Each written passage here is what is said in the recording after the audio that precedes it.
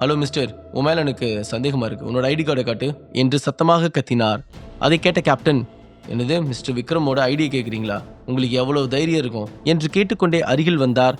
அவனது குரலில் முத்து ஒரு நொடி பயங்கர அதிர்ச்சி அடைந்தார். உனக்கு ரொம்ப திமிர் ஜாஸ்தி. எல்வி மேன்ஷனோட ஜெனரல் செக்ரட்டரிங்கிற முறையில் நான் யாரை வேணாலும் செக் பண்ணலாம். அதுக்கான உரிமை எனக்கு இருக்கு. முத்து கோபமாக கேப்டனை பார்த்து சொன்னார். உடனே கேப்டன் வேகமாக அவர் அருகில் வந்து, இந்தா உனக்கு வேணும்னா இந்த ஐடியா பாரு. என்னோட அடையாளம் என்ன, நான் யாருங்கிற விஷயம்லாம் உனக்கு தெரியும் என்று தனது ஐடி கார்டை எடுத்து முத்துவின் முகத்திற்கு முன்பு நீட்டினார் கேப்டன். உடனே முத்து கொஞ்சம் தயக்கத்துடன் அந்த ஐடி கார்டை வாங்கி பார்த்தார். அதில் supreme commandant health and safety department code நேமுடன் சேர்த்து S level secret department and captain என்ற விவரங்களை பார்த்தார். அதிலிருந்து முத்திரையில் சுப்ரீம் கமாண்டன்ட் என்று போடப்பட்டிருந்தது. அந்த ஐடி கார்டை பார்த்ததுமே முத்துவின் முகம் பதட்டத்தில் வியர்த்தது. இந்த கேப்டனே இந்த ரேஞ்சில் இருக்காருனா மிஸ்டர் விக்ரம் யாருன்னு சொல்ல வேண்டியதே இல்லை. Supreme command health and safety department captain பதவிங்கிறது உண்மையிலேயே ரொம்ப பெரிய பதவி என்று நினைத்தார் முத்து. ஜெனரல் செக்ரட்டரி முத்து ஒரு முறை பிரசிடென்ட் ஆபீஸிற்கு சென்றபோது கேப்டன் மலையில் மர்ம நபரை பற்றி கேள்விப்பட்டார். அணி தலைவர் யார் என்பது பற்றி மிகவும் ரகசியமாக வைக்கப்பட்டு இருந்தது. இவர் இராணுவ தலைவர்களை விடவும் உயர்ந்த இடத்தில் இருக்கும் ஒரு மதிப்புமிக்க நபர்.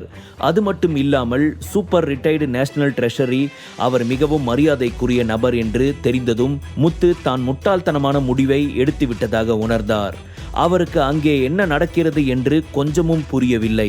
ஆனால் அவர் எப்படி இது போன்ற சின்ன பையனுக்காக வேலை செய்வார் என்று நினைக்கும் போது ஒரே குழப்பமாக இருந்தது. என்ன செய்வதென்று தெரியாது முத்து சீரியஸாக போனை எடுத்து, சார் கொஞ்சம் வெயிட் பண்ணுங்க, நான் தேவா சாருக்கு ஒரு கால் பண்ணிக்கிறேன் என்று சொல்ல அங்கே வந்த கேப்டன் அவனுடைய போனை பிடுங்கி தூரமாக வீசி எறிந்தார். முத்துவுக்கு யாரிடமும் பேசுவதற்கான வாய்ப்பை அவர் கொடுக்கவில்லை. என்ன சார், ஒரு முக்கியமான பொறுப்புல இருக்கிற நீங்களே இப்படி இன்னொருத்தருக்காக சப்போர்ட் பண்ணி அராஜகம் பண்றீங்க?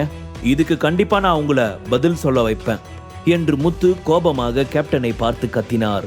ஆனால் அதை கொஞ்சமும் பொருட்படுத்தாத கேப்டன் முத்துவை தூக்கி தூர வீசினார். அவர் காற்றில் பறந்து சென்று ஒரு இடத்தில் விழுந்து எழுந்திருக்க முடியாமல் வழியில் கதறியபடி அதே இடத்தில் விழுந்து கிடந்தார். அப்போது அங்கே இருந்த செக்யூரிட்டிஸ் எல்லோரும் முன்னால் ஓடினார்கள். அங்கே யாரும் குறுக்கே வராதபடி வந்து விக்ரமிற்கு வழியை ஏற்படுத்தினார்கள். விக்ரம் படிக்கட்டுகளில் ஏறி எல்வி மேன்ஷனுக்குள் நுழைந்தான். அதே இடத்தில் வாசலுக்கு வெளியே கண்ணனும் துஷாரும் காவலுக்காக காத்து கொண்டு நின்றார்கள். எல்வி மேன்ஷனை விட்டு யாரும் வெளியே வர அனுமதிக்கப்படவில்லை. விக்ரம் உள்ளே வருவதைக் கண்டு அங்கே இருந்த எல்லோருமே அதிர்ச்சி ஆனார்கள். அந்த காட்சியை அவர்களால் கொஞ்சம் கூட நம்ப முடியவில்லை. ஒரு சின்ன பையனுக்கு எப்படி இவ்வளவு அதிகாரம் கிடைத்தது?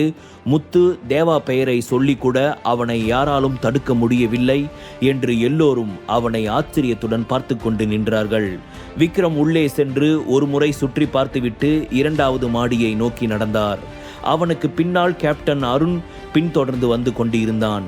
2வது மாடி மிகவும் நேர்த்தியாக இருந்தது. விக்ரமிற்கு கிடைத்த தகவலின்படி நிரஞ்சன் 2வது மாடியில் இருக்கிறான் என்று தெரிந்தது.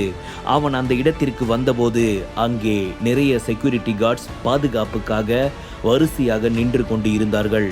நிரஞ்சன் எந்த ரூம்ல இருக்கான் என்று விக்ரம் அவர்களை பார்த்து முகத்தில் எந்தவித எக்ஸ்பிரஷனும் இல்லாமல்